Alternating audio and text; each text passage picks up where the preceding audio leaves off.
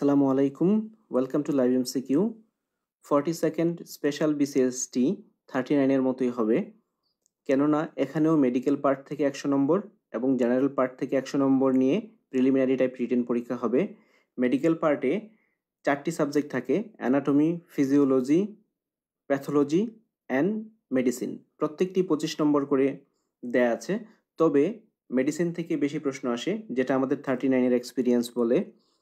এবারও 42nd special BCS-এ medicine থেকে বেশি প্রশ্ন আসবে আশা করা যায়, সেজন্য মেডিসিন আমরা খুব বেশি ভালো করে পড়ব।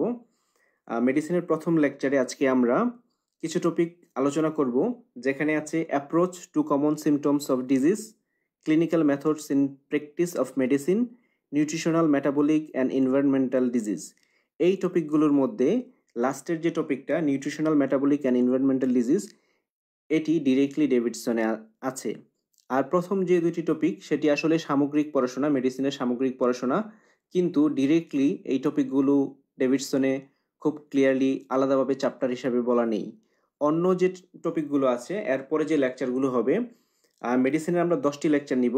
এর মধ্যে প্রথম লেকচারটি এই টপিকগুলো নিয়ে, এরপরে যে বাকি 9টি লেকচার হবে সেগুলো ডিরেক্টলি আমাদের ডেভিডসন থেকে হবে, কেননা বাকি চ্যাপ্টারগুলো সবগুলো ডেভিডসনে ডিরেক্টলি আছে। আর আজকের টপিকগুলো এখানে আসলে স্পেসিফিক কোনো সোর্স নেই, সেজন্য বিভিন্ন বই থেকে এই সোর্সগুলো কালেক্ট করে আমরা এই লেকচারটি সাজিয়েছি।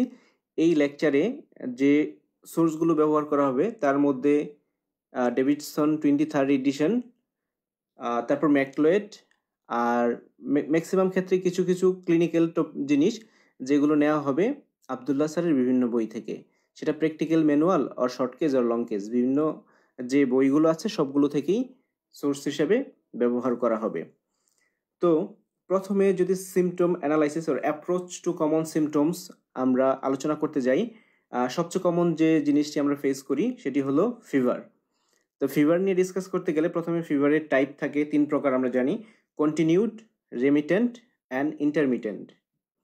তো কন্টিনিউড ফিভার যেটি, সেটি হলো, এখানে আসলে এই 3টা টাইপে ক্লাসিফাই করা হয়েছে বেসিস কি, যে সেটা বেজলাইন টাচ করে কিনা সেটার উপর ভিত্তি করে মেইনলি।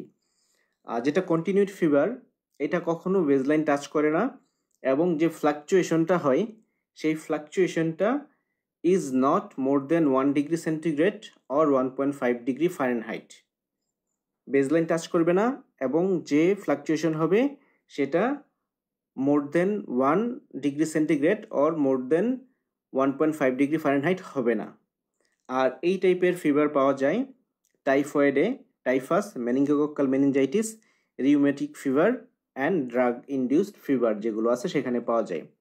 আর রেমিটেন্ট ফিভার যেটি, এটাও বেজলাইন টাচ করে না, কিন্তু এটা ফ্লাকচুয়েট করে মোর দেন 2 degree Celsius or 3 degree Fahrenheit. If the fever fluctuates more than 2 degrees Celsius or 3 degree Fahrenheit but does not touch the baseline, it is called remittent. Remittent ফিভারটা তাহলে এটি। আর এটা পাওয়া যায় কোথায় কোথায়? Specially pyogenic infection. সহজে মনে রাখার জন্য এটা মনে রাখতে হবে, এটা পায়োজেনিক ইনফেকশনে পাওয়া যায়, যেমন pyogenic liver abscess, acute bronchopneumonia, acute tonsillitis, septicaemia, acute pyelonephritis, এবং এর সাথে লিম্ফোমাতে পাওয়া যায় পায়োজেনিক ইনফেকশন এবং লিম্ফোমা। এরপর যেটি আছে ইন্টারমিটেন্ট ফিভার। ইন্টারমিটেন্ট ফিভারটা কি? That persist for several hours and always touches the baseline. এটা কি করে? বেজলাইনে টাচ করে বিটুইন অ্যাটাক্সের মাঝখানে এটা বেজলাইনে টাচ করে। আবার এটাকে আবার 3টা টাইপে ক্লাসিফাই করা যায়, সেটি হলো কোটিডিয়ান, টার্সিয়ান অ্যান্ড কোয়ার্টান। কোটিডিয়ান যেটি, সেটি হলো ইট ওকার্স ডেইলি। কোটিডিয়ানটার স্পেশালিটি হলো এটি কি হয়? ডেইলি হয়। কোটিডিয়ানটা হবে আমাদের ডেইলি, মনে রাখতে ওকার্স ডেইলি। এরপরে যেটি আছে এটা পাওয়া যায় কোথায়? Tuberculosis, UTI, septicaemia. এরপর যেটি আছে tertian, it occurs in alternate day. এটা মনে রাখতে হবে, এটা পাওয়া যায় কোথায়? অল্টারনেট ডেতে, and may be found in benign tertian malaria, যেটা কি হয়? Due to plasmodium vivax, rarely plasmodium ovale. এরপর যেটি আছে quartan malaria, it occurs with 2 days interval. এখানে কি ইন্টারভাল থাকবে? কি 2 days ইন্টারভাল। 2 days ইন্টারভাল এটা মনে রাখতে হবে। এটা 2 days ইন্টারভালে হয় between consecutive attack. May be found in quartan malaria. Quartan malaria কোথায় হয়? Due to plasmodium malariae. Plasmodium malariae যেটা সেটাতে হয়। এরপর কিছু স্পেসিফিক সিচুয়েশন, এটা আমাদের মনে রাখতে হবে যে ওই স্পেসিফিক সিচুয়েশনগুলো যদি দেয়া থাকে সেই স্পেসিফিক সিচুয়েশনে কি ফিভারের ডায়াগনোসিস কি হবে সেটা নিয়ে আমরা এখন চিন্তা করব। যেমন লো grade fever with night sweat and evening rice, এটা সবচেয়ে কমন আমরা জানি। এরকম যদি সিনারিও থাকে তাহলে সেটা কি হবে? টিউবারকুলোসিস। এরপর fever with drenching night sweet, এই নাইট সুইটটা যদি আবার এরকম হয় ড্রেঞ্চিং নাইট সুইট, সেটা লিম্ফোমা এবং টিউবারকুলোসিস পাওয়া যায়। Specifically it's found in lymphoma. এরপর ফিভার উইথ আনকনশাসনেস যদি হয় তাহলে আমাদের কাছে ডিফারেন্সিয়াল ডায়াগনোসিস হিসেবে আসবে সেরেব্রাল ম্যালেরিয়া, মেনিনজাইটিস, এনকেফালাইটিস। এরপর পন্টাইন হ্যামোরেজ। এরপর ফিভার উইথ নেক রিজিডিটি, যদি নেক রিজিডিটি থাকে তখন মেনিনজাইটিস, এনকেফালাইটিস সেগুলো কি করবে? আমাদের মাথায় আসবে। এরপরে যদি fever with chills and rigor থাকে তখন acute pyelonephritis, acute cholangitis, sub acute bacterial endocarditis, subphrenic abscess, pyogenic lung abscess, septicaemia, লোভার নিউমোনিয়া। তারপরে pyrogenic reaction after infusion or transfusion, যে কোনো ইনফিউশন অথবা ব্লাড ট্রান্সফিউশনের পরে যদি রিয়াকশন হয় তখন কি হতে পারে? Fever with chills and rigor হতে পারে। এরপর fever with chills and rigor that সাবসাইডস with sweating, এটা হলো চিলস অ্যান্ড রাইগর থাকবে যেটা সোয়েটিং এর মাধ্যমে সাবসাইড করবে, সেটা ইন্ডিকেট করে ম্যালেরিয়া। এরপর patient feeling feverish with excessive sweating. Feverish feeling, এটা খুব টেম্পারেচার বেশি এরকম না, ফিভারিশ ফিলিং হয় এবং কি হয়? এক্সেসিভ সোয়েটিং হয়, তখন সেটা কি হবে? থাইরোটক্সিকোসিস। অনেক ক্ষেত্রে আমরা এটাকে ইগনোর করি যে পেশেন্ট ফিভারিশ ফিলিং নিয়ে আসে, যেমন বলে যে তার জ্বর জ্বর মনে হয়, কিন্তু টেম্পারেচার মাপতে গেলে কি হয় না? টেম্পারেচার 100 ডিগ্রির উপরে ওঠে না। তো তখন আমরা অনেক সময় এটাকে ইগনোর করি। কিন্তু যদি এরকম পাই তখন আমাদের টিএসএইচ মানে থাইরয়েড হরমোন টেস্ট করে কনফার্ম করতে হবে যেটা থাইরোটক্সিকোসিস কিনা। অথবা ইনভেস্টিগেশন না করলেও আমরা ক্লিনিক্যালি যে ক্লুগুলো আছে থাইরোটক্সিকোসিসের সেগুলো আমরা পেশেন্টের মধ্যে সার্চ যদি করি তাহলে দেখা যাবে ম্যাক্সিমাম ক্ষেত্রে পাওয়া যেতে পারে। এরপরে যেটা প্যালেবস্টেন ফিভার আছে, আনজুলান ফিভার বলে, এটা হজকিন্স লিম্ফোমাতে পাওয়া যায়। Fever with double rice or triple rice, double triple rice থাকলে সেটা হলো কালাজ্বর। এরপর স্টেপ লেডার প্যাটার্ন যদি হয় সেটা হলো enteric fever, step ladder pattern. এরপর রিল্যাপসিং ফিভার হতে পারে ম্যালেরিয়াতে মেনলি হয়, ম্যালেরিয়া দুইটা প্রজাতির ক্ষেত্রে, এবং মাঝে মাঝে লিম্ফোমাতে হতে পারে। ফিভার উইথ মায়ালজিয়া, এটা মায়ালজিয়া যদি থাকে তখন কি হয়? ভাইরাল ইনফেকশন, ইনফ্লুয়েঞ্জা, ডেঙ্গুর ক্ষেত্রে হয়। চিকুনগুনিয়াতে মায়ালজিয়া কম হয়, চিকুনগুনিয়াতে বেশিরভাগ ক্ষেত্রে কি হয়? আর্থালজিয়া হয়। এরপর ফিভারের খুব ইম্পর্টেন্ট একটা পয়েন্ট আছে, ফিভার উইথ র্যাশ। ফিভারের সাথে যদি র্যাশ থাকে, কততম দিনে র্যাশ হলে সেটা কোন ধরনের ফিভার সেটা আমাদের ডায়াগনোসিস করতে হবে। এটার জন্য একটা নেমোনিক আছে যেটা আবদুল্লাহ স্যারের বইয়ে আছে, লং কেস বইটাতে। Very sick person must take double egg, এটার যে প্রথম যে লেটারগুলো আছে যেমন ভেরি ভি, এটা তারপরে প্রত্যেকটা ওয়ার্ডের ফার্স্ট লেটার দিয়ে সেই ডেটাকে ইন্ডিকেট করে। যেমন ফার্স্ট ওয়ার্ড হলো ভেরি, তো ফার্স্ট ডেতে যে ফিভার হয় সেটা ভেরিসেলা মানে চিকেন পক্স দিয়ে। যদি সেকেন্ড ডেতে র্যাশ নিয়ে আসে ফিভারের সাথে, স্কারলেট ফিভার। থার্ড ডেতে আসলে পক্স মানে পার্সন ছিল যেখানে সেটা। তারপর ফোর্থ ডেতে আসলে মিজেলস, জার্মান মিজেলস মানে রুবেলা। আর ফিফথ ডেতে আসলে টাইফাস, সিক্স ডেতে ডেঙ্গু, সেভেন্থ ডেতে এন্টেরিক ফিভার। আর ড্রাগ রেশ যেটা সেটা যে কোনো দিনে আসতে পারে, প্রথম দিনে আসতে পারে, লাস্ট ডেটে আসতে পারে। আমরা যদি যেমন একটা ফিভার শুরু হওয়ার ফিফথ ডেতে র্যাশ উঠলো তখন টাইফাস কিনা আমরা দেখব, যদি টাইফাস না হয় তখন আমরা ড্রাগ হিস্ট্রিটাকে নিব, কেননা প্রত্যেকটা ডেতেই সেকেন্ড অপশন হিসেবে আমরা ড্রাগ হিস্ট্রি মনে রাখতে হবে যেটা ড্রাগ ইনডিউস ফিভার কিনা। এরপর অনেক ক্ষেত্রে কি হয়? মেলিঙ্গের কারণে ফেকটিশিয়াস ফিভারও হতে পারে, সেটা এক্সক্লুড করতে হবে। এরপর ফিভার উইথ রিলেটিভ ব্রেডিকার্ডিয়া, এটা একটা ইম্পর্টেন্ট পয়েন্ট মনে রাখতে হবে। নর্মালি আমরা জানি 1 ডিগ্রি ফারেনহাইট টেম্পারেচার যদি রেজ করে তাহলে pulse 10 beats per minute increase করে, কিন্তু if the rise of pulse rate is less than that, যদি কম রেজ করে মানে এই হারে রেজ না করে, ইট ইজ কল্ড রিলেটিভ ব্রেডিকার্ডিয়া। এটা মানে কিন্তু যে তার ব্রেডিকার্ডিয়া পালস রেট 60 হয়ে যাবে এরকম না। এটা মানে কি ইন্ডিকেট করে? এটা ইন্ডিকেট করে 1 ডিগ্রি টেম্পারেচার বাড়ার জন্য 10 করে পালস বাড়ার কথা, কিন্তু সে অনুসারে বাড়েনি। 1 ডিগ্রির জন্য 2 পালস বাড়ছে 3, তখন সেটাকে আমরা রিলেটিভ ব্রেডিকার্ডিয়া বলতে পারবো। It occurs in viral fever, first week of enteric fever, brucellosis, psittacosis, Weil's disease যেটা সেখানে হতে পারে। এর মাধ্যমে আমাদের ফিভারের যে কমন অ্যাপ্রোচটা সেটা শেষ হলো। ফিভার থেকে আসলে ফিভার যদি অ্যাপ্রোচ পড়তে যেটা আমরা অনেক লেংদি এটা নিয়ে ক্লাস নেওয়া যায় 2-3টা, কিন্তু আমরা এখানে যে পয়েন্টগুলো ডিসকাস করলাম সেগুলো হলো বিসিএস পরীক্ষাতে যেখান থেকে প্রশ্ন আসতে পারে। আমরা এখানে ফোকাস করব মেইনলি যেখান থেকে আমরা প্রশ্ন আনসার করতে পারবো এবং পরীক্ষায় আমরা ভালো করতে পারবো। তো সেটা আমরা ফোকাস করে পড়াশোনা করব। সেজন্য আমরা এখানে বেশি ডিসকাশন না করে সবচেয়ে কমন যে টপিকগুলো যেগুলো পরীক্ষায় আসতে পারে, অনেক কিছু আছে প্র্যাকটিক্যাল লাইফে অনেক কমন কিন্তু পরীক্ষায় সেটা আসার মতো স্কোপ নেই, সেগুলোকে আমরা এখানে অনেক ক্ষেত্রে অ্যাভয়েড করব। অ্যাভয়েড করে মেইনলি পরীক্ষায় যে প্রশ্নগুলো আসবে সেগুলোকে ফোকাস করব। যেহেতু সময় অনেক কম, সেই কম সময় যদি আমরা প্রিপারেশন নিতে চাই তাহলে আমাদের এই ট্রিক্সটা মাথায় রাখতে হবে সব সময়। এরপর আছে অ্যাবডোমিনাল পেইন। অ্যাবডোমিনাল পেইনের ক্ষেত্রে প্রথমে আমরা যে কোয়াড্রেন্টগুলো থাকে অ্যাবডোমেনে সেই কোয়াড্রেন্ট অনুযায়ী চিন্তা করব যে কোথায় পেইন হলে কি, যেমন কোথায় মাস হলে কি হবে, আমরা এখানে এই ফিগারটাতে দেখব কোথায় মাস হলে কি, তারপর আমরা অ্যাবডোমিনাল পেইন, অ্যাবডোমিনাল পেইনের সাথে যদি মাস থাকে তখন আমরা এইখানে যেমন এপিগ্যাস্ট্রিক মাস হলে কি হবে, gastric cancer, pancreatic cancer, aortic aneurysm, এগুলো চিন্তা করব। তারপর লেফট ইলিয়াক ফোসাতে যদি মাস হয় তখন sigmoid colon cancer, constipation, diverticular মাস, এগুলো চিন্তা করব। এই ফিগারটা আসলে ডেভিডসনেও আছে, তারপর ম্যাকলয়েডেও আছে। তারপর যেটা আমরা চিন্তা করতাম যে আমার মেইন কমপ্লেন সেটা হলো অ্যাবডোমিনাল পেইন, যেটা অ্যাকিউট অ্যাবডোমেন যদি নিয়ে আসে তাহলে কি কি ফিচার থাকলে আমরা কি ডায়াগনোসিস চিন্তা করব।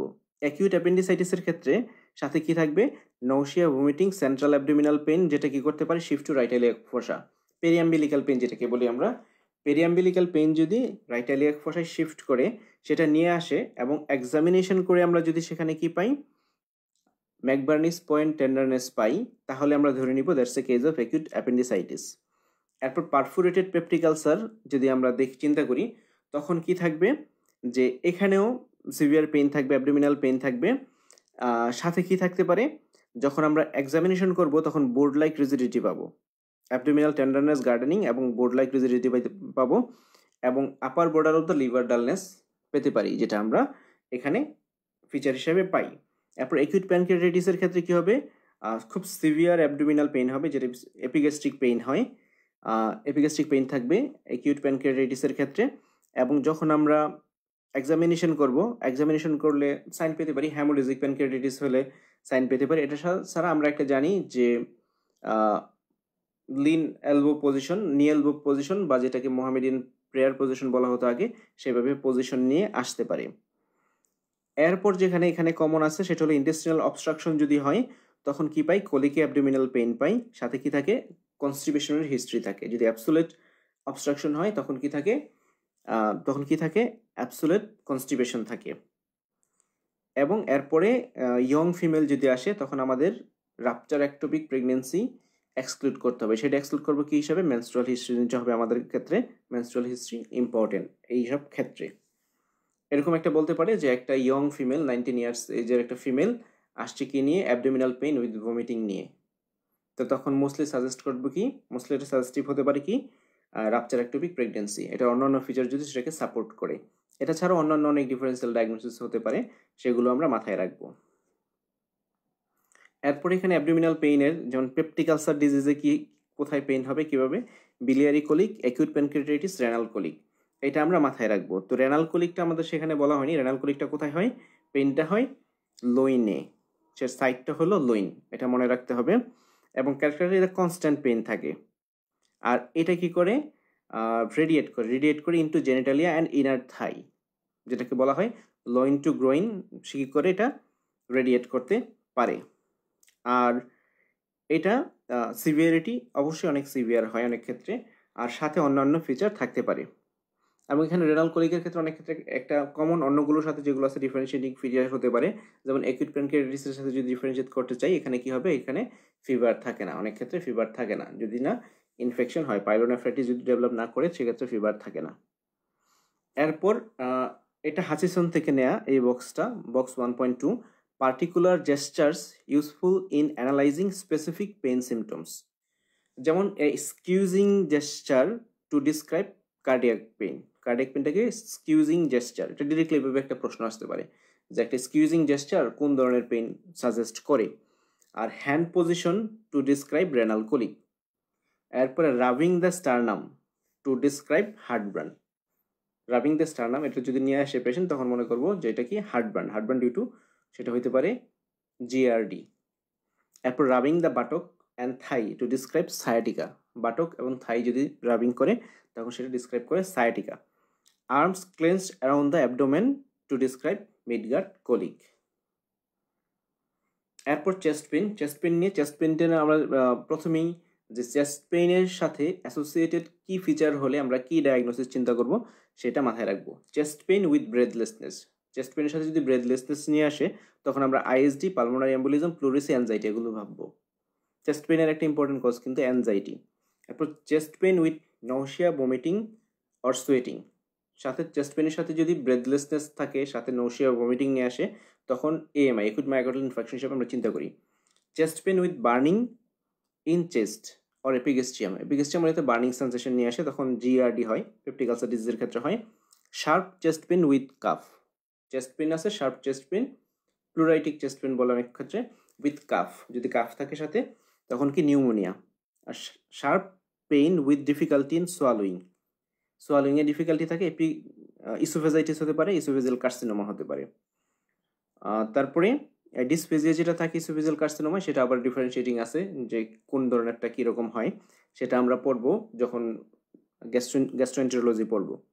এরপর sudden chest pain with severe dyspnoea, যদি সাডেন চেস্ট পেইন নিয়ে আসে সিভিয়ার ডিসনিয়ার সাথে তখন স্পন্টানিয়াস নিউমোথোরাক্স একটা ডিফারেন্সিয়াল ডায়াগনোসিস। এরপরে যদি হেডেক নিয়ে আসে, তো হেডেকের সাথে হেডেকটাকে আমরা কিভাবে অ্যাপ্রোচ করব। প্রথমে আমরা হেডেকটাকে চিন্তা করি যে সেটা টেনশন হেডেক আমরা পরে চিন্তা করব, এটা ছাড়া অন্য যেগুলো আছে সেই ডিফারেন্সিয়াল ডায়াগনোসিসগুলোকে আমরা আগে এক্সক্লুড করব। যদি দেখি হেডেকটা unilateral with photophobia and phonophobia এরকম যদি থাকে তখন আমরা কি করব, ইউনিলেটারাল হেডেক সাথে অরা থাকতে পারে, উইথ অরা উইদাউট অরাও হতে পারে, তখন আমরা চিন্তা করব মাইগ্রেন। দেখলাম যে না এই ফিচারগুলো নেই, তখন আমরা দেখব যে stuffy nose, পোস্টনেজাল drip, tender sinusitis কিনা, আসলে এটা সাইনোসাইটিসের জন্য এই ফিচারগুলো দেখব। এরপর এটা যদি না থাকে তখন আমরা যে tension in home or work, মানে পেশেন্টের হিস্ট্রি নিয়ে তখন বলবে হেডেকটা কি, বলবে যে পুরো মাথায় হোল হেডেক হয়, ব্যথা হয় এবং দেখা যেটা সারাদিন ধরে সারা বছর ধরে চলতেছে এরকম হতে পারে, এবং হিস্ট্রি নিলে দেখা যাবে তার ফ্যামিলি আর কাজের ক্ষেত্রে কোনো কি আছে, তার টেনশন করার মতো বিভিন্ন টপিক রয়ে গেছে, এরকম ক্ষেত্রে টেনশন টাইপ হেডেক। এরপরে increasing severity more in morning and projectile vomiting, সকালে বাড়ে এবং প্রজেক্টাইল ভমিটিং সাথে যদি থাকে তখন আমরা রেইজড আইসিবি চিন্তা করব। এরপর যদি হেড ইঞ্জুরি হিস্ট্রি পাই তখন এটা পোস্ট ট্রমাটিক হেডেক। এরপর যদি নেক স্টিফনেস থাকে, হেডেকের সাথে নেক স্টিফনেস সাথে যদি আমরা মানে নেক রিজিডিটি পাই, ফিভার থাকে, তখন আমরা মেনিনজাইটিস সাসপেক্ট করব। এরপর এই বক্সটা আছে ম্যাকলোয়েড থেকে নেয় এই বক্সটি। তো সেখানে আছে প্রাইমারি সিনড্রোম হেডেকের ক্ষেত্রে, সেকেন্ডারি সিনড্রোম। প্রাইমারি সিনড্রোমে migraine, cluster headache and stabbing headache কথা বলা আছে। তো মাইগ্রেন যেটা, এখানে অনসেট কিভাবে হয়, ডিউরেশন কতটুকু, পেইন লোকেশনটা কোথায় থাকে। মাইগ্রেনের পেইন লোকেশনটা classically unilateral but may be anywhere including face and নেক।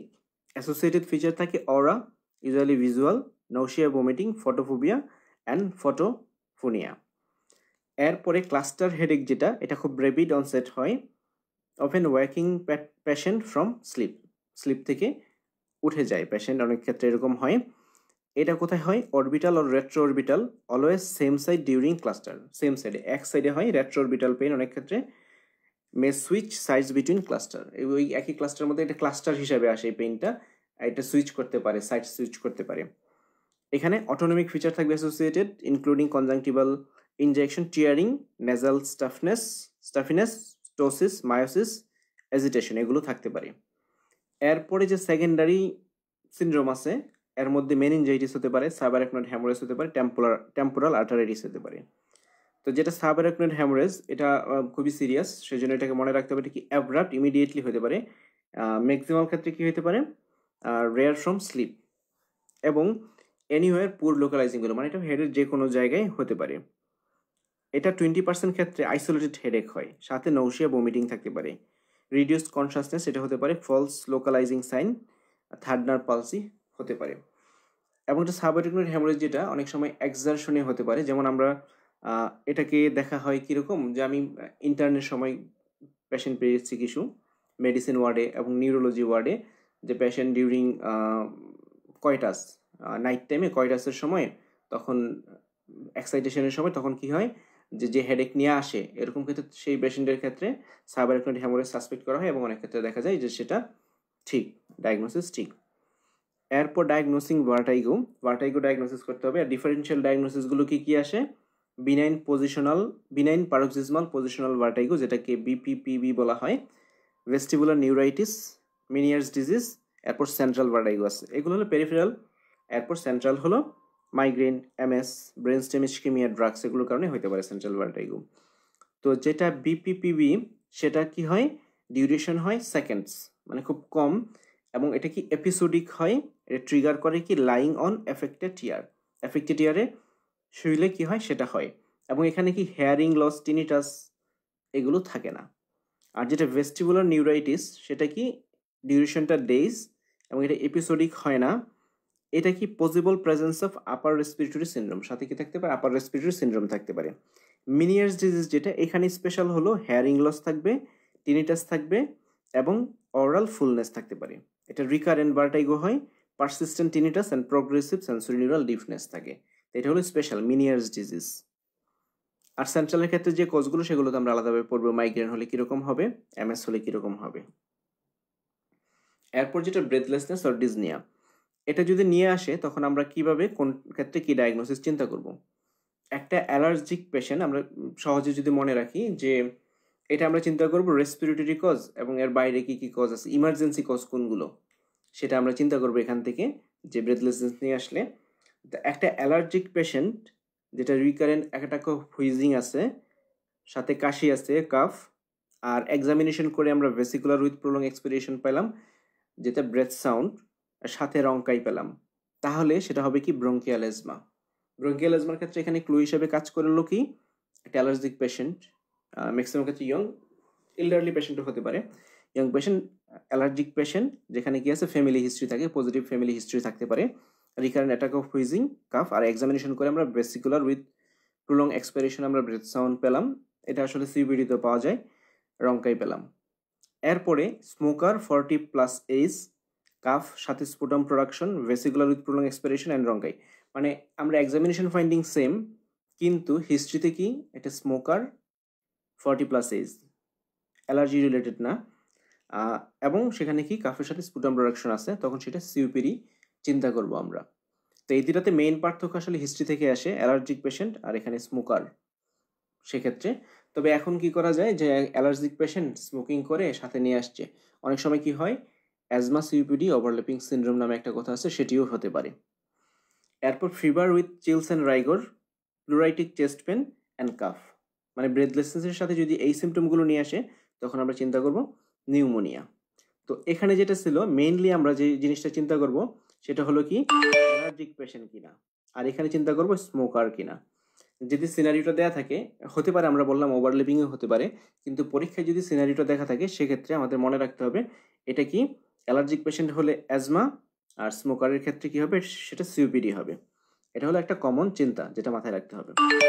এরপর যেটি আছে ব্রেথলেসনেসের অন্য যে ফিচারগুলো, sudden central chest pain with vomiting and sweating, মানে একটা ব্রেথলেসনেসের পেশেন্ট সাথে যদি কি থাকে sudden central chest pain with vomiting and sweating, তখন আমরা অ্যাকিউট মায়োকার্ডিয়াল ইনফার্কশন চিন্তা করব। আর bilateral basal crepitation and gallop rhythm, এটা যদি থাকে কি ব্রেথলেসনেসের সাথে, তখন চিন্তা করব ALVF। আর sudden onset of unilateral pleuritic chest pain with absent breath sound and resonant হেমিথোরাক্স।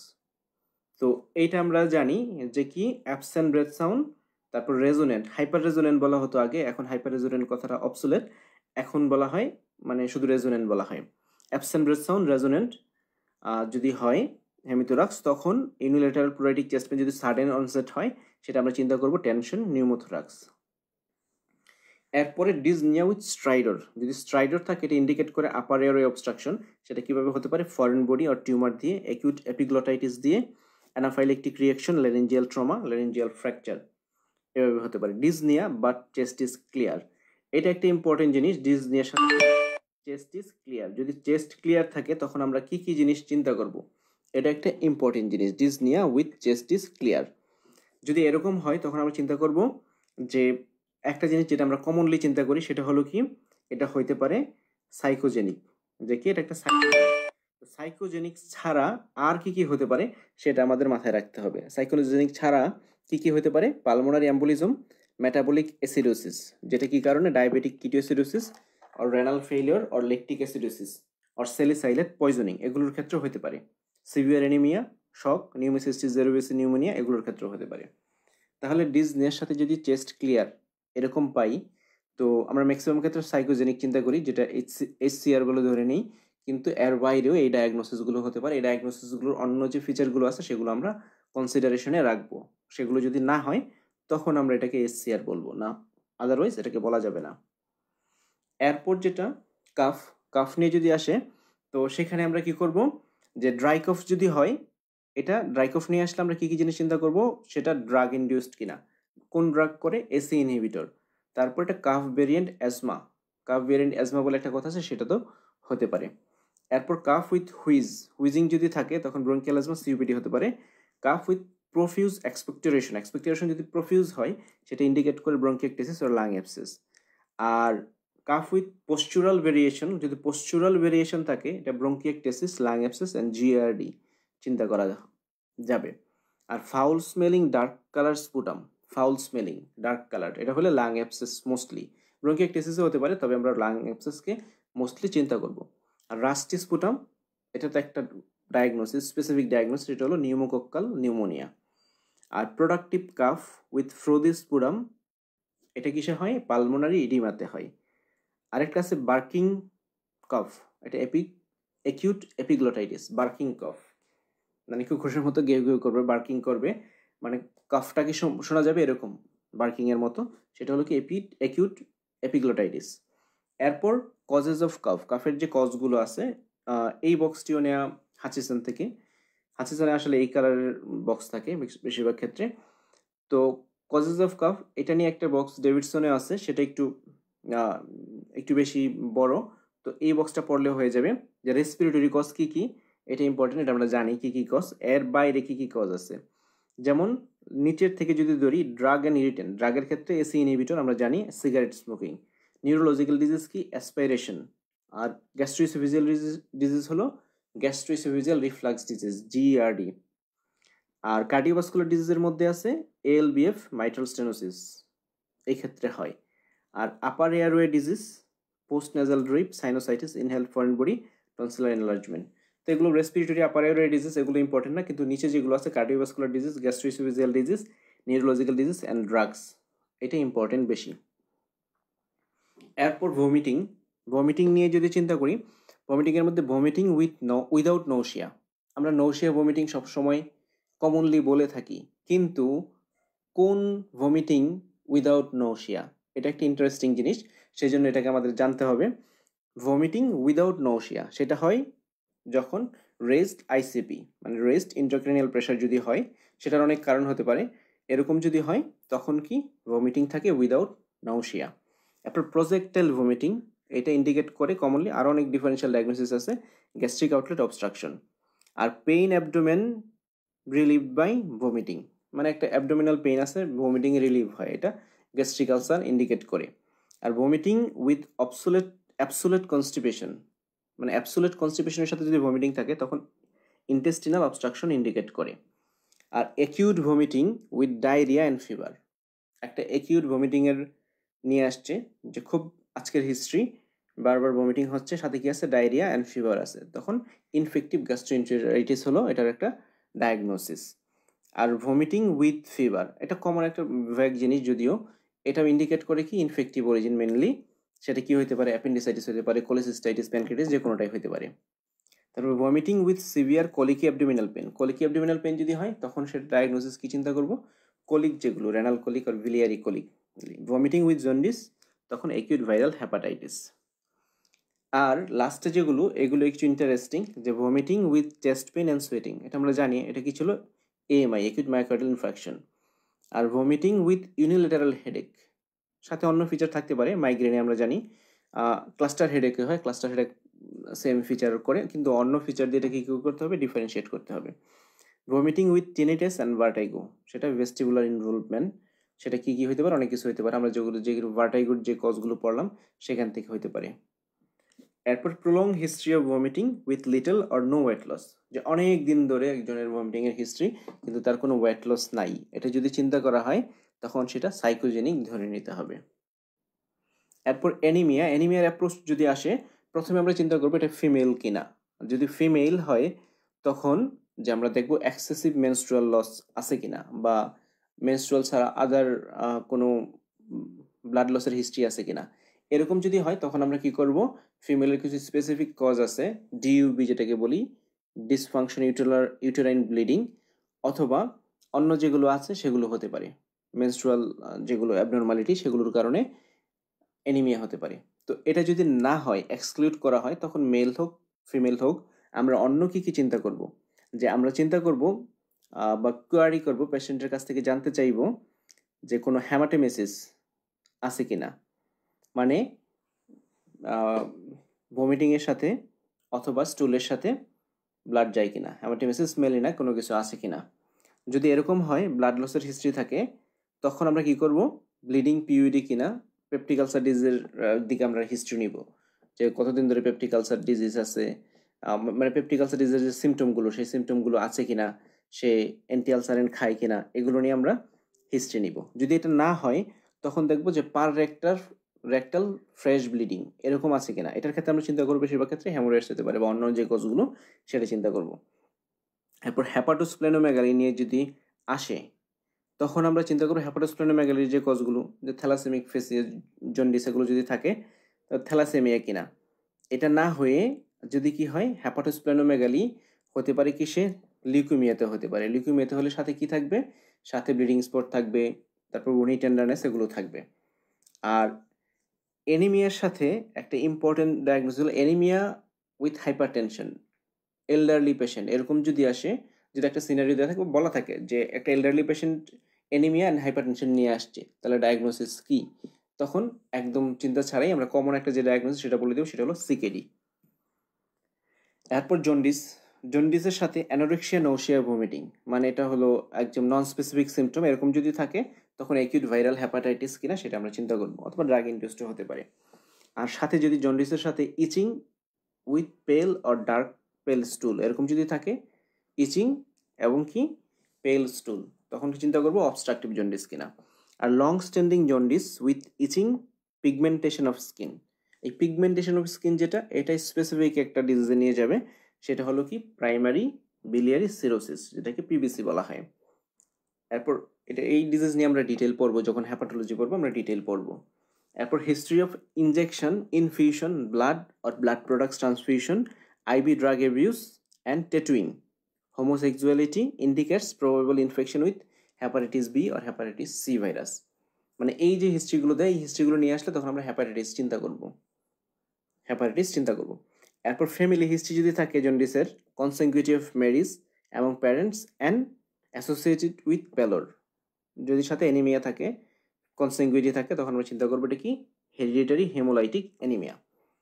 R persistent mild jaundice, অনেকদিন ধরে মাইল্ড জন্ডিস যদি থাকে, জিলবার্ট সিনড্রোম। এরপর jaundice with high fever and urinary complain, এটা ল্যাপ্টোস্পাইরোসিস চিন্তা করব। আর recurrent jaundice with neurological abnormality, এটা হলো উইলসন্স ডিজিজ। রিকারেন্ট ডিজিজ যদি হয়, জন্ডিস হয় এবং সাথে কি নিউরোলজিক্যাল অ্যাবনর্মালিটি, উইলসন ডিজিজ চিন্তা করব। এরপর ওয়েট লস নিয়ে আমরা কি ভাববো, ওয়েট লসের সাথে আমরা কি জিনিস নিয়ে চিন্তা করি কমনলি, যদি আসে কি low grade fever, evening raise আছে, কাফ আছে, নাইট সুইট আছে, তাহলে টিউবারকুলোসিস, এটা কমন জিনিস চিন্তা। এরপর weight loss in spite of good appetite or high food intake, একজনের অ্যাপিটাইট ভালো, অথবা সে কি করে আরও নর্মালের চেয়ে বেশি খাবার খায়, তারপরেও তার ওয়েট লস হচ্ছে, তখন কি জিনিস আমরা চিন্তা করবো, সেটা হলো থাইরোটক্সিকোসিস আছে কিনা। ডায়াবেটিস মেলাইটাস আছে কিনা এবং ম্যালঅবজর্পশন সিনড্রোম আছে কিনা, এই জিনিসগুলো চিন্তা করতে হবে, এটা খুব ইম্পর্টেন্ট। এরপর weight loss with pigmentation and hypotension, pigmentation আছে হাইপোটেনশন আছে তখন এডিসন্স ডিজিজ। এরপর weight loss with diarrhoea or steatorrhoea, এটা যদি থাকে তখন malabsorption syndrome. Extreme cachexia in young female with history of diet control, heavy exercise, induced vomiting and amenorrhoea, এগুলো যদি থাকে অ্যানোরেক্সিয়া নার্ভোসা। ইনডিউসড ভমিটিংটা যদিও একটা বিঞ্জ ইটিংয়ের পর যদি হয় তখন সেটাকে আমরা বুলিমিয়া নার্ভোসা বলি, তবে অন্য যে ফিচারগুলো সেগুলো সাজেস্ট করে অ্যানোরেক্সিয়া নার্ভোসা। এরপর weight loss in elderly patient যদি হয় তখন অনেক ক্ষেত্রে আমরা কি মেলিগনেন্সিটাকে রুল আউট করার ট্রাই করব। এরপর ওয়েট গেইন, ওয়েট লসের পর ওয়েট গেইন নিয়ে চিন্তা করব। ওয়েট গেইনের ক্ষেত্রে কি weight gain with loss of appetite, appetite loss এবং ওয়েট গেইন। সে খাবার কম খায়, লস অফ অ্যাপেটাইট মানে খাবার কম খায় কিন্তু ওয়েট গেইন হচ্ছে, তখন চিন্তা করবো আমরা হাইপোথাইরয়েডিজম। এইটা খুবই ইম্পর্টেন্ট যে সাথে কি উইথ লস অফ অ্যাপেটাইট, তার অ্যাপেটাইট লস হচ্ছে কিন্তু তার কি হচ্ছে সাথে ওয়েট গেইন হচ্ছে, তখন আমরা চিন্তা করব হাইপোথাইরয়েডিজম। এরপরে যেটা weight gain with increased appetite, increase অ্যাপেটাইটের সাথে তো নর্মালি হয় অন্য যেগুলো কুশিং সিনড্রোম, হাইপোগ্লাইসেমিয়া যেটা ইনসুলিনোমাতে হয়, হাইপোথ্যালামিক ডিজিজ, সেটা চিন্তা করব। Weight gain with central obesity, যদি সেন্ট্রাল ওবেসিটি হয় তখন আমরা কি চিন্তা করব, কুশিং সিনড্রোম কিনা। কুশিং সিনড্রোমের ক্ষেত্রে কি হতে পারে, এটা হতে পারে weight gain with central obesity. এরপর young obese female patient with irregular cycle or amenorrhoea and hirsutism indicates polycystic ovarian syndrome, এই ফিচারগুলো যদি থাকে তাহলে আমরা পিসিওএস চিন্তা করব। এরপর হেডেক যদি থাকে ওয়েট গেইনের সাথে তখন পিটুইটারি কজ কিনা আমরা ভাববো যদি হেডেক থাকে।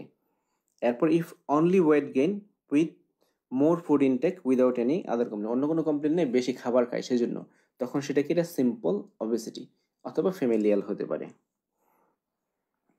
এরপর potentially reversible causes of weight gain, reversible কি কি কজ আছে, এন্ডোক্রাইন ফ্যাক্টর কি কি, তো এটা ডেভিডসনের চার্ট, এটা খুব ইম্পর্টেন্ট, এটা আমরা পড়বো।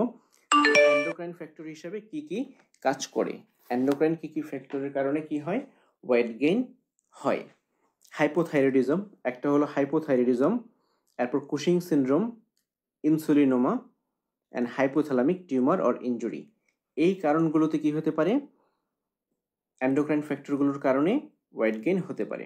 এরপর ড্রাগ ট্রিটমেন্ট কি কি, অ্যাটিপিক্যাল অ্যান্টিসাইকোটিক যেটা হলো ওলানজেপিন, এটা খুব ইম্পর্টেন্ট।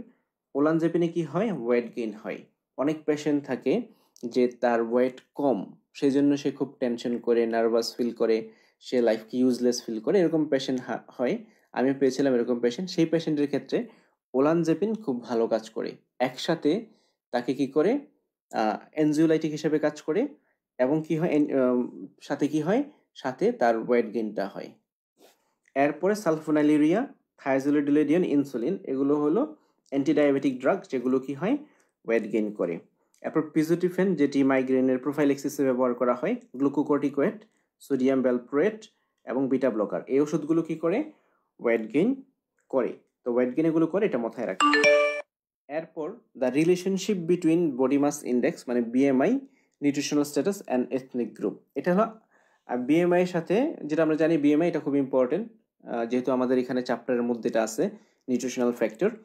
তো এখানে আন্ডারওয়েট হলো 18.5 এর নিচে হলে এটা সবার জন্য এবং আমাদের এশিয়ানদের জন্য যেটা এটা স্পেশাল, এটা আমাদের মাথায় রাখতে হবে।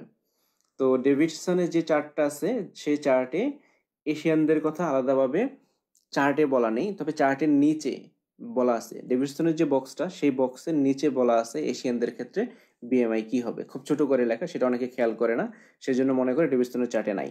সেজন্য আমি এখানে যে বক্সটা নিয়েছি সেটি হলো ম্যাকলয়েড থেকে, ম্যাকলয়েডে ডিরেক্টলি বলা আছে, দুই পাশে কম্প্যারিজন করে দেখানো হয়েছে নন এশিয়ানদের ক্ষেত্রে কি, এশিয়ানদের ক্ষেত্রে কি।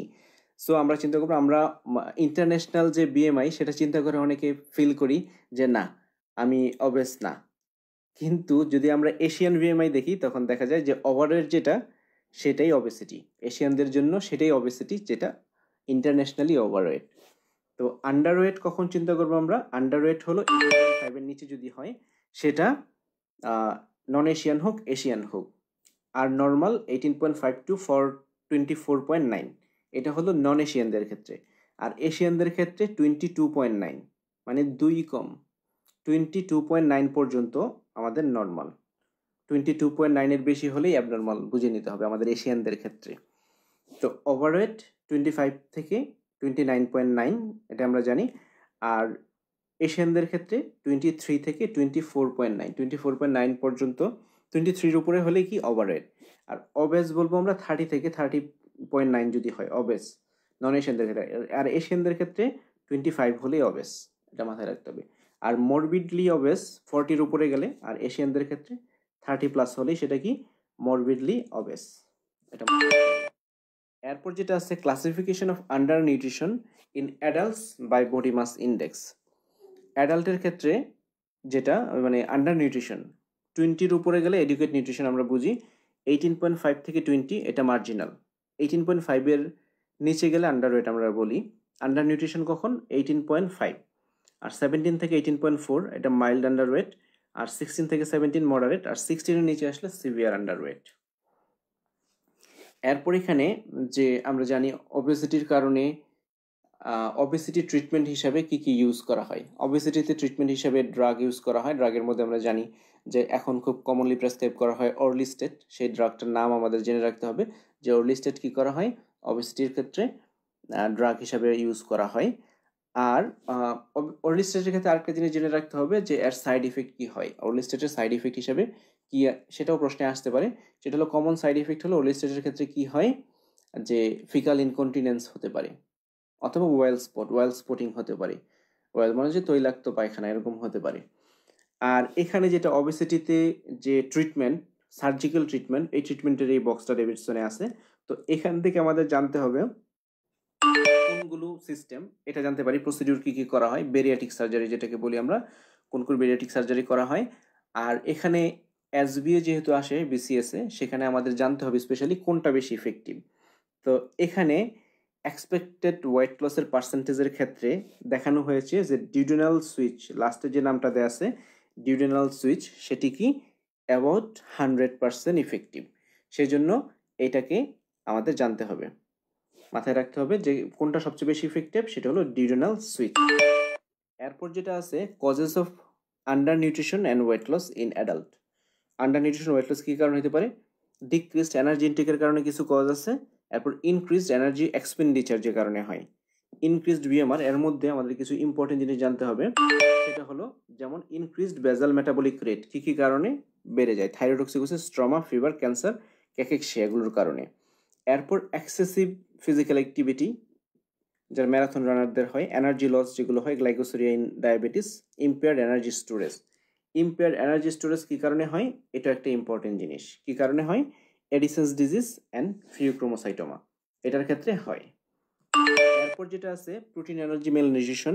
এখানে প্রোটিন এনার্জি মেল নিউট্রিশনকে কয়টা ভাগে ভাগ করা হয়েছে? সেটা হলো 5টি: kwashiorkor, marasmic kwashiorkor, marasmus, nutritional dwarfing and underweight child. তো এর মধ্যে বডি ওয়েট কাদের কতটুকু থাকে, এরিমা থাকে কাদের, deficit in weight for height কাদের বেশি, সেটা আমরা এই চার্ট থেকে জানবো। Kwashiorkor body weight as percentage of standard 60 to 80% থাকে। ম্যারাসমিক কোয়াশিওর করে ম্যারাসমাস নিউট্রিশনাল ডরফিংয়ে 60-র নিচে থাকে। আবার আন্ডারওয়েট চাইল্ডের ক্ষেত্রে 60 to 80% থাকে। তো আন্ডারওয়েট চাইল্ড এবং কোয়াশিওর করের ক্ষেত্রে বডি ওয়েটটা সেম, কিন্তু এখানে পার্থক্য কি? এডিমা থাকে, সেখানে এডিমা থাকে। আর ম্যারাসমাস নাম যেগুলোর সাথে আছে, ম্যারাসমাস এন্ড ম্যারাসমিক কোয়াশিওরকর, সেখানে কি থাকে? Deficit in weight for height বেশি থাকে। এরপর ম্যারাসমাস এন্ড কোয়াশিওরকর যে ডিফারেন্সটা আছে, যেটা আমরা পড়ে নিব। যেমন ম্যারাসমাসের ক্ষেত্রে কি মাসল ওয়াস্টিং হয়, অবভিয়াস। কোয়াশিওর ক্ষেত্রে সামটাইম হতে পারে। আর ফ্যাট ওয়াস্টিং, সিভিয়ার লস হয় কিসে? ম্যারাসমাসে। আর ইডিমা থাকে কিসে? Kwashiorkor. Weight for height very low হয় ম্যারাসমাসে, কিন্তু যে কোয়াশিওর করে সেখানে সেটা খুব বেশি মার্ক না। মেন্টাল চেঞ্জটা বেশি হয় কোয়াশিওর করে, সেখানে কি হয়? ইরিটেবল এবং অ্যাপেথিক হয়ে যায়। আর অ্যাপেটাইটটা ম্যারাসমাসে গুড থাকে, আর কোয়াশিওর করে পুর থাকে। ডায়রিয়া বেশি হয় কোয়াশিওর করে। স্কিন চেঞ্জ কোয়াশিওর করে বেশি। হেয়ার চেঞ্জ কোয়াশিওর করে বেশি। Sparse, silky, easily pulled out, টান দিলে উঠে যায়, এরকম হেয়ার হবে। আর হ্যাপাটিক এনলার্জমেন্টও কিসে হবে? কোয়াশিওর করে হবে। তাহলে দেখা যাচ্ছে সবকিছুই কিসে হয়, কোয়াশিয়ার করে। ম্যারাসমাসে স্পেশালি কি হয়, স্পেশালি হয় মাসল ওয়াস্টিংটা অবভিয়াস থাকে, আর ফ্যাট ওয়াস্টিংটা কি হয়, সিভিয়ার হয়। আর ওয়েট ফর হাইট, তাহলে এখানে মাসল ওয়াস্টিংটা, ফ্যাট ওয়াস্টিং এবং ওয়েট ফর হাইট, এই তিনটা পয়েন্ট ম্যারাসমাসে খারাপ বেশি। আর বাকি যেগুলো আছে সেগুলো খারাপ। এরপরে যেটা আছে নিউট্রিশন চ্যাপ্টারে, অ্যামিনো অ্যাসিডের নাম নিয়ে একটা বক্স আছে ডেভিডসনে, এর মধ্যে এসেনশিয়াল অ্যামিনো অ্যাসিড যেগুলো আছে সেই অ্যামিনো অ্যাসিডগুলোর নাম আমরা মনে রাখবো, কারণ পরীক্ষায় এটা আসতে পারে এসেনশিয়াল অ্যামিনো অ্যাসিড কোনটি অথবা কোনটি না, দুইভাবেই প্রশ্ন আসতে পারে। এটা আমরা মনে রাখবো, আমরা ছোটো admission test, medical admission test থেকে আমরা মনে রাখি, পিভিটি টিম হল এভাবে নাম দিয়ে মনে রাখি, তো এটাকে আপনারা মনে রাখবেন সহজে। এরপর যদি কঠিন প্রশ্ন হয় এখান থেকে কিন্তু নিচে থেকেও আসতে পারে, যে conditionally essential amino acid with their precursor, যেমন সিস্টিনের প্রিকারসার কি সেটা দিয়ে আসতে পারে, টাইরোসিনের প্রিকারসার কি ফিনাইলঅ্যালানিন, আর্জিনিনের কি, প্রোলিনের কি, গ্লুটামেট, গ্লাইসিনের কি, সেটাও পরীক্ষা যদি কঠিন হয়ে আসতে পারে। কিন্তু নর্মালি এখান থেকে বিসিএস এ যে প্রশ্ন আসবে সেটা মোস্টলি আমরা ধরেই নিই যে এখান থেকে কি আসবে, যে এসেনশিয়াল অ্যামিনো অ্যাসিড কোনটি আর কোনটি না, এখান থেকে প্রশ্ন আসতে পারে। এরপর যেটা আছে ইম্পর্টেন্ট দুইটা চার্ট আমরা পড়বো এখন, যে ভিটামিন ডেফিসিয়েন্সিতে কি কি হয় এবং মিনারেল ডেফিসিয়েন্সিতে কি কি হয়। প্রথম যে বক্সটি সেটি হলো ভিটামিন ডেফিসিয়েন্সিতে, কেমিক্যাল নেম আমরা পড়তে পারি, কিন্তু ডেফিসিয়েন্সি ডিজিজ যেটা এটা খুব ইম্পর্টেন্ট। ভিটামিন এ ডেফিসিয়েন্সিতে কি হয়, নাইট ব্লাইন্ডনেস যেটাকে জেরপ্থ্যালমিয়া ওভারঅল বলে, জেরপ্থ্যালমিয়ার মধ্যে এগুলো সব পড়ে। ভিটামিন ডি যেটা ফ্যাট সলিউবলের মধ্যে এ ডি ই কে আছে, ডি এর ক্ষেত্রে কি হয়, রিকেটস এন্ড অস্টিওমালাইসিয়া হয়। ভিটামিন ই এর ক্ষেত্রে কি হয়, mild haemolytic anaemia in newborn infant. Vitamin K এর ডেফিসিয়েন্সিতে ব্লিডিং ডায়াথিসিস সেগুলো হয়। আর ভিটামিন বি এর মধ্যে বি আর সি এটা ওয়াটার সলিউবল, সিতে স্কারবি হয়, সি ডেফিসিয়েন্সিতে স্কারবি হয়, এটা আমরা জানি। আর বাকি যেগুলো আছে বি1 মানে থায়ামিনের ডেফিসিয়েন্সিতে হয় বেরি। বি2 রিবোফ্লাভিন, এটাতে এ রিবোফ্লাভিনোসিস, এটা যে ফিচারগুলো সেগুলো হয়। আর বি3 যেটা নায়াসিন, সেখানে কি হয়, পেলেগ্রা হয়, পেলেগ্রাতে আমরা জানি ডি ট্রিপল ডি। এরপরে যে ভিটামিন বি5 প্যান্টাথনিক অ্যাসিড, সেখানে প্যারাস্থেসিয়া হয়। ভিটামিন বি6 যেটা পাইরিডক্সিন, এখানে ডেফিসিয়েন্সিতে হয় অ্যানিমিয়া পেরিফেরাল নিউরোপ্যাথি। ভিটামিন বি7 এর ডেফিসিয়েন্সিতে হয় ডার্মাটাইটিস। ভিটামিন বি9 ফলিক অ্যাসিড যেটা, এটা ডেফিসিয়েন্সিতে নিউরাল টিউব ডিফেক্ট হয়। ভিটামিন বি12 যেটা সায়ানোকোবালামিন, যেটা মেগালোপ্লাস্টিক অ্যানিমিয়া হয়। এটা ছাড়া এখানে কি থাকে, নিউরোলজিক্যাল ফিচার থাকে, স্পেশাল নিউরোলজিক্যাল ফিচার থাকে। Subacute combined degeneration of spinal cord, সেটা কিসে হয়, ভিটামিন বি12 ডেফিসিয়েন্সিতে হয়। এটা ডেফিসিয়েন্সি আলাদাভাবে আছে, সেখানে বক্সটাতে নেই। তারপর ভিটামিন সি ডেফিসিয়েন্সিতে স্কারবি হয়, এটা আমরা জানি। আর যে মিনারেল ডেফিসিয়েন্সিগুলো আছে এখানে iodine, calcium, iron, zinc, fluoride, selenium, প্রত্যেকটা ডেফিসিয়েন্সি আমরা পড়বো আলাদাভাবে। তবে সেলেনিয়াম যেটা, এটা একটা স্পেসিফিক আছে, কার্ডিওমায়োপ্যাথি হয়, increased cancer and cardiovascular risk, cardiomyopathy এখানে হতে পারে। এরপর ফ্লোরাইড যেটি, এটাতে ইনক্রিজ ডেন্টাল ডিকে, এটা এখান থেকে দেখলে মনে হবে এটা ফ্লোরাইড কি, টিথের সাথে related. Zinc, poor pregnancy outcome, impaired growth, genetic disorder, decreased resistance to infectious disease. এই যে এখন যে করোনা হলো, রেজিস্ট্যান্স কমে গেছে আমাদের ইমিউনিটি, তখন কি জিঙ্ক খাওয়ানো হচ্ছে, জিঙ্ক খাচ্ছে, বিকোজিন বা জিঙ্ক বি এরকম নামে জিঙ্ক খাচ্ছে। এরপর যে আয়রনের জানি আমরা ডেফিসিয়েন্সি কি হয়, আয়রন ডেফিসিয়েন্সি অ্যানিমিয়া হবে। ক্যালসিয়াম ডেফিসিয়েন্সিতে ডিক্রিজ বোন মিনারেলাইজেশন, রিকেটস অস্টিওপোরোসিস, এগুলো হতে পারে। আয়োডিন ডেফিসিয়েন্সিতে কি হয়, গয়টার, হাইপোথাইরয়েডিজম, আর আয়োডিন ডেফিসিয়েন্সি ডিসঅর্ডার যেগুলো আছে সেগুলো হতে পারে। এরপর যে হিস্ট্রি অ্যান্ড এক্সামিনেশন থেকে কিছু টপিক আছে আজকের লেকচারে। হিস্ট্রি থেকে যেগুলো আছে, ফ্যামিলি হিস্ট্রি কি কি কারণে ইম্পর্টেন্ট, ড্রাগ হিস্ট্রি কি জন্য ইম্পর্টেন্ট, অকুপেশনাল হিস্ট্রি কি জন্য ইম্পর্টেন্ট, সেগুলো আপনারা যদি দেখে নিতে পারেন। তবে প্রত্যেকটা ডিজিজ যখন আমরা পড়বো, ভিতরে যখন মেডিসিনের সবগুলো চ্যাপ্টার পড়বো, তখন এগুলো আলাদাভাবে চলে আসবে। আর এখানে যে এক্সামিনেশনে আমরা কি কি পাবো সেগুলোকে এখানে ফোকাস করে কিছু স্লাইড দিয়েছি আমি, সেগুলো দেখি আমরা, যে ইনফরমেশনগুলো আমরা হ্যান্ডশেক থেকে কি কি ইনফরমেশন পাই, এটা একটা চার্ট। তো এখানে এই চার্টটি নেওয়া হয়েছে কি থেকে, এই চার্টটি ম্যাকলেট থেকে নেওয়া হয়েছে। তো এই বক্সে আছে যে হ্যান্ডশেকে যদি আমরা পাই কোল্ড সোয়েটি হ্যান্ড, তখন সেটা ইন্ডিকেট করে anxiety. Cold dry hand, cold sweaty হলে অ্যাংজাইটি, কোল্ড ড্রাই হলে রেনল্ডস ফেনোমেনন। কোল্ড সোয়েটি যদি হয় অ্যাংজাইটি, আর হট সোয়েটি যদি হয় হাইপারথাইরয়েডিজম। আর লার্জ ফ্লেশি সোয়েটি হ্যান্ড তখন অ্যাক্রোমেগালি। এরপর ড্রাই কোর্স স্কিন যদি হয় regular water exposure, manual occupation, hypothyroidism এগুলো ইন্ডিকেট করে। কোর্স স্কিন হাইপোথাইরয়েডিজমের একটা ফিচার।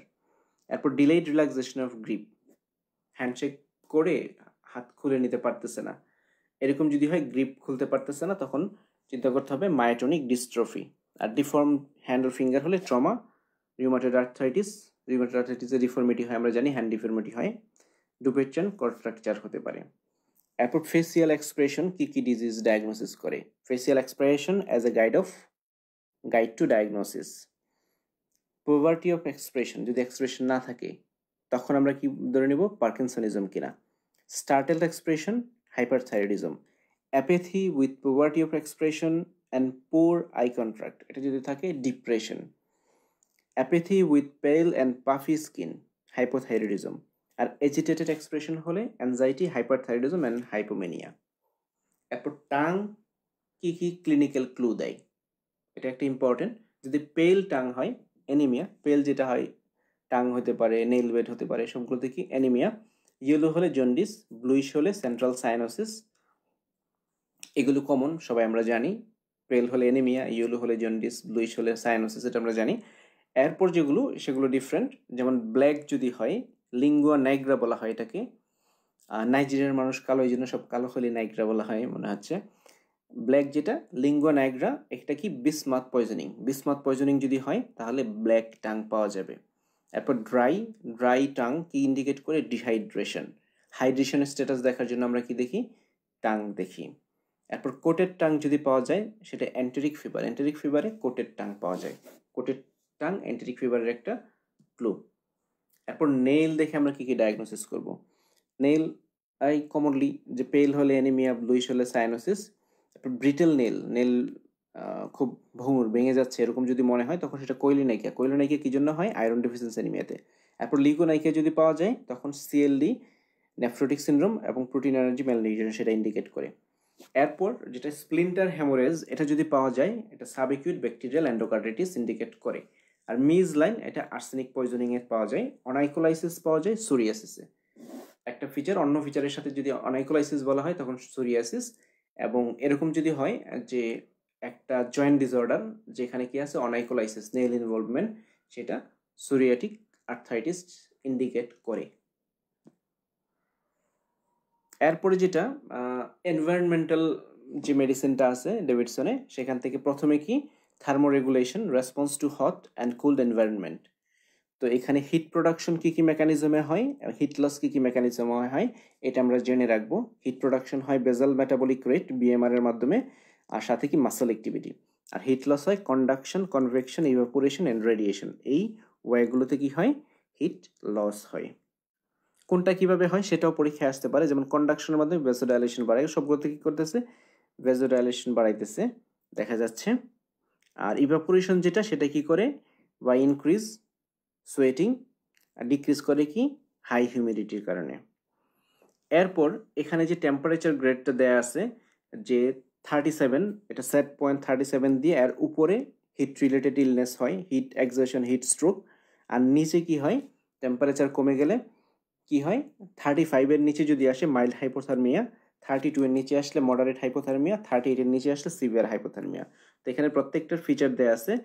যেমন হিট স্ট্রোক যদি হয় হট অ্যান্ড নট সোয়েটিং, মানে শরীর গরম সোয়েটিং হচ্ছে না। হিট রিলেটেড ইলনেসের মধ্যে হিট স্ট্রোক হলো একটা, যেখানে কি হট কিন্তু সোয়েটিং নাই, টেম্পারেচার বেশি কিন্তু কি নাই সোয়েটিং নাই। আর হিট এক্সজশন যেটা হট অ্যান্ড সোয়েটিং, টেম্পারেচার বেশি এবং সোয়েটিং আছে। তো এই দুটোকে ডিফারেন্সিয়েট করবো কি সোয়েটিং দেখে। হিট স্ট্রোকটা সোয়েটিং থাকে না। Multiple organ failure, confusion, aggression, shock এগুলো হতে পারে। আর হিট এক্সজশন যেটা এখানে headaches, weakness, fatigue, irritability, tachycardia, dehydration এগুলো হতে পারে। আর মাইল্ড হাইপোথার্মিয়া যেটা এখানে কোল্ড অ্যান্ড শিভারিং, এখানে কি কোল্ড অ্যান্ড শিভারিং, যেখানে কি মাম্বল, স্টাম্বল, টাম্বল, এই ফিচারটা যদি লেখা থাকে যদি একটা প্রশ্ন আসতে পারে এটা কিসে মাইল্ড হাইপোথার্মিয়াতে পাওয়া যায়। এর সাথে কি থাকে লিথার্জি, ডিহাইড্রেশন, টেকিপনিয়া পাওয়া যায়। আর মডারেট হাইপোথার্মিয়াতে ভায়োলেন্ট শিভারিং হয়, যেখানে কি স্লার্ড স্পিচ পাওয়া যায়, স্লো লেভার্ড মুভমেন্ট, অ্যাটেক্সিয়া, মাইল্ড কনফিউশন, পেল উইথ ব্লু লিপস, এগুলো পাওয়া যেতে পারে মডারেট হাইপোথার্মিয়াতে। আর সিভিয়ার হলে, এখানে আবার সিভিয়ার হলে কি কোল্ড অ্যান্ড নট শিভারিং, সেখানে টেম্পারেচার বেড়ে গেলেও আমরা দেখি খুব বেশি হলে কি হয়, হিট স্ট্রোক হয়। হিট স্ট্রোকে কি নট সোয়েটিং, সোয়েটিং নাই, নো সোয়েটিং। আর হাইপোথার্মিয়ার ক্ষেত্রে শিভারিং হয়, মাইল্ডে কি হয় শিভারিং হয়, মডারেটে ভায়োলেন্ট শিভারিং হয়, কিন্তু সিভিয়ার হলে কোল্ড থাকে কিন্তু কোনো শিভারিং নাই। সেখানে কি থাকে, cold, pale skin, depressed consciousness, muscle stiffness, bradycardia and hypotension থাকে। আরও বেশি যদি 23 নিচে নেমে যায় তখন কি হয়, সেটা কি হয়ে যেতে, ডেথ হতে পারে। ডায়ালেটেড আনরিয়েক্টিভ পিউপিল, কার্ডিয়াক স্ট্যান্ডস্টিল, যার মানে কি ডেথ ইন্ডিকেট করে। মানে 23 নিচে হলে ডেথ হতে পারে যদি বডির কোর টেম্পারেচার। এরপর হাইপোথার্মিয়া। হাইপোথার্মিয়া কি, hypothermia exist when the body's normal thermal regulatory mechanism are unable to maintain heat in a cold environment and core temperature falls below 35. যদি 35 এর নিচে হয়, 35 ডিগ্রি সেলসিয়াসের নিচে যদি কোর টেম্পারেচার হয় তখন আমরা হাইপোথার্মিয়া বলি। আর মডারেট হাইপোথার্মিয়া হবে 32 এর নিচে হলে, আর 28 এর নিচে হলে সিভিয়ার হাইপোথার্মিয়া। এর আগে আমরা দেখলাম এটা অলরেডি। এরপরেরটা খুব important point, the hypothalamus normally maintains core temperature at 37 degree Celsius. তাহলে হাইপোথ্যালামাস কত ডিগ্রি সেলসিয়াসে মেনটেন করে, 37 ডিগ্রি সেলসিয়াসে। But this set point is altered in fever and may be lost in hypothalamic disease. Normally 37 degree কি করে একটা set পয়েন্টে maintain করে হাইপোথ্যালামাস, কিন্তু ফিভার হলে এটা চেঞ্জ হয়ে যায়, অল্টার হয়ে যায়, মানে সেট পয়েন্টটা আর উপরে চলে যায়, টেম্পারেচার বেড়ে যায়। কিন্তু হাইপোথ্যালামিক ডিজিজ যদি হয় এই সেট পয়েন্টটা একদম লস্ট হতে পারে, কারণ টেম্পারেচার রেগুলেশন করে কি হাইপোথ্যালামাস। এরপর হাইপোথার্মিয়াতে আমরা কি কি ইনভেস্টিগেশন করবো, ব্লাড গ্যাস, এ ফুল ব্লাড কাউন্ট, সিবিসি যেটা, electrolytes, chest X ray and ECG, এগুলো কি essential investigation in hypothermia. Investigation আমরা কি পেতে পারি, হিমোকনসেন্ট্রেশন অ্যান্ড মেটাবলিক অ্যাসিডোসিস, এই দুটো পেতে পারি। আর সবচেয়ে ইম্পর্টেন্ট যেটা, ইসিজিতে কি পাবো, ইসিজিতে পাবো characteristics J wave. J wave এটা পাবো, এটা খুব ইম্পর্টেন্ট। জে ওয়েভটা কিসে পাওয়া যায়, হাইপোথার্মিয়াতে। কোথায় পাবো সেটা, which occur at the junction of QRS complex and ST segment. ST segment এবং কিউআরএস কমপ্লেক্সের জাংশনে একটা জে ওয়েভ থাকবে। এখানে ফিগার আছে, এই ফিগারটা ডেভিডসনের, যে electrocardiogram showing J wave in a hypothermic patient. Hypothermic পেশেন্টে এটা পাওয়া যায়, এটা খুব ইম্পর্টেন্ট। তাহলে এটা কোথায় পাওয়া যায়, কিউআরএস কমপ্লেক্স অ্যান্ড এসটি সেগমেন্টের মাঝখানে যে ওয়েভটা পাওয়া যায়, এটা হাইপোথার্মিয়াতে। এরপর কোল্ড ইনজুরিজ যেগুলো আছে সেগুলোকে দুইটা হেডিংয়ে ভাগ করা যায়, freezing and non freezing. Freezing হলো ফ্রোস্ট বাইট, ফ্রোস্ট বাইট যেটা এটা ফ্রিজিং, আর নন ফ্রিজিং যেটা ট্রান্সফুট আর ইমার্শন ফুড, একই হেডলাইনে ডেভিডসনে আছে, এই দুটো একই জিনিস, তো দুইটা নামকে বলা যায় ট্রান্সফুট, ইমার্শন ফুড, নন ফ্রিজিং। আর চিল ব্লেন যেটা সেটাও নন ফ্রিজিং, ওটা ডেভিডসন ডিরেক্টলি বলা নাই যে নন ফ্রিজিং, কিন্তু বোঝা যায় এটা খুব মাইল্ড একটা জিনিস, সেজন্য সেটা কি নন ফ্রিজিং। এরপর হিট রিলেটেড ইলনেস যেগুলো আছে, heat cramp, heat syncope, heat exhaustion and heat stroke, এগুলো কি সেটা আমাদের জানতে হবে। হিট ক্র্যাম্প যেটা, এখানে পেইনফুল মাসল কন্ট্রাকশন হয় following vigorous exercise and profuse sweating in hot weather. Hot ওয়েদারে যদি প্রফিউজ সোয়েটিং হয় ভিগোরাস এক্সারসাইজের পর, তখন কি হতে পারে, মাসল ক্র্যাম্প হতে পারে। এখানে কোনো there is no elevation of core body temperature, এখানে কোর টেম্পারেচার যেটা আছে সেটা এলিভেশন হয় না। আর হিট সিনকপ যেটা, এটা ভ্যাসোভেগাল ফেইন্টের মতো, is related to peripheral ভ্যাসোডাইলেটেশন in hot weather. Hot ওয়েদারে যদি পেরিফেরাল ভ্যাসোডাইলেটেশন হয় তখন এটা হতে পারে। এরপরে হিট এক্সর্শন যেটা, heat exhaustion occurs with prolonged exertion in hot and humid weather, profuse sweating and inadequate salt and water replacement, there is an elevation in core temperature। মানে এখানে কোর বডি টেম্পারেচারটা কি হয়, ইনক্রিজ হয়, এবং এখানে কি থাকে, প্রফিউজ সোয়েটিং থাকে। তো আগে যে দুটো ছিল হিট রিলেটেড ইলনেস সেগুলো তেমন সিভিয়ার না, সিভিয়ার হলো এই দুইটা, hit exertion and heat stroke. তো এই দুইটাতে ফিচার পাওয়া যায়। তো এই দুটাকে আমরা ডিফারেন্সিয়েট করবো কিভাবে, হিট এক্সর্শনে সোয়েটিং থাকে আর হিট স্ট্রোকে সোয়েটিং থাকে না। এই দুটোতে কি কোর বডি টেম্পারেচার ইনক্রিজড হয়, 37 to 40 থাকে হিট এক্সর্শনে, আর 40-র উপরে চলে যায় হিট স্ট্রোকে। হিট স্ট্রোক হয় যখন কোর বডি টেম্পারেচার 40-র উপরে চলে যায়, এবং এটা একটা লাইফ থ্রেটেনিং কন্ডিশন। এর কমপ্লিকেশন কী কী হতে পারে, hypovolaemic shock, lactic acidosis, disseminated intravascular coagulation, rhabdomyolysis, hepatic and renal failure, and pulmonary and cerebral edema, এগুলো হতে পারে কমপ্লিকেশন হিসেবে। তো আজকে এই টপিকগুলোই ছিল ইম্পর্টেন্ট। আজকের টপিকগুলো একটু সবার কাছে ডিসগাস্টিং মনে হতে পারে, কেননা এগুলো খুব স্পেসিফিক বইয়ে চ্যাপ্টার নেই, আলাদা আলাদা বই থেকে এখান থেকে কালেক্ট করতে হয়েছে। আশা করি আপনারা এই কালেক্টেড সোর্স থেকে খুব ভালোভাবে এই টপিকগুলো প্রিপারেশন নিয়ে কনফিডেন্টলি প্রিপারেশনটা হয়েছে বলে ধরে নিতে পারবেন। আর আমাদের অ্যাপসে, লাইভ এমসিকিউ অ্যাপসের যে সিস্টেম, সেই সিস্টেম অনুযায়ী আপনি এই লেকচারটি করবেন, লেকচারটি আপলোড দেওয়া থাকবে আমাদের গ্রুপে। লেকচারটি কমপ্লিট করে আপনি আমাদের 39 বিসিএসের যে প্রশ্নগুলো ছিল সেই প্রশ্নগুলো আপনি প্র্যাকটিস করতে পারেন। আমাদের অ্যাপসে সেগুলো আপলোড দেয়া আছে, সেগুলো প্র্যাকটিস করবেন। প্র্যাকটিস করার পরে যে ডেট আসবে, যে ডেট দেয়া আছে আপনাদের জন্য, সেই ডেটে কি হবে, এটার পরীক্ষা হবে, লাইভ পরীক্ষা। সেই পরীক্ষাটি দিবেন এবং পরীক্ষাটির মাধ্যমে আপনারা নিজেদেরকে যাচাই করে নিতে পারবেন যে আপনাদের পজিশন কি, প্রিপারেশন কেমন হয়েছে। এই টপিকগুলো যদি এখান থেকে পড়ে ফেলেন, লেকচারটা ফলো করেন, আশা করি এই টপিকগুলোর প্রিপারেশন খুব ভালো হয়ে যাবে। এরপর আমরা নেক্সট টপিকগুলো সবগুলো ডেভিডসন থেকে পড়বো, কারণ ডেভিডসনে সবগুলো টপিক আছে, সবগুলো চ্যাপ্টার ওয়াইজ আছে। সেগুলো আমি কি পড়তে হবে, ডেভিডসনে সব পড়তে হবে না, ডেভিডসনের নাম শুনে ভয় পাওয়ার কোনো কারণ নাই। সেখান থেকে আপনাকে সব পড়তে হবে না, সেখান থেকে একদম ইম্পর্টেন্ট কোন অংশগুলো আমরা বিসিএস এর জন্য পড়বো। আমাদের মাথায় রাখতে হবে বিসিএস এবং পোস্ট গ্রাজুয়েশন সেম না। পোস্ট গ্রাজুয়েশনের জন্য মানে এফসিপিএস এর জন্য ডেভিডসন অনেক ডিপলি পড়তে হয়, কিন্তু বিসিএস এর জন্য এত ডিপলি পড়তে হবে না।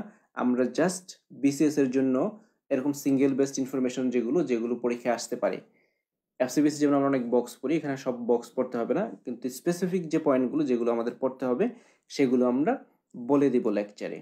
আশা করি আমাদের সাথে আপনাদের প্রিপারেশন খুবই ভালো হবে। Thank you all.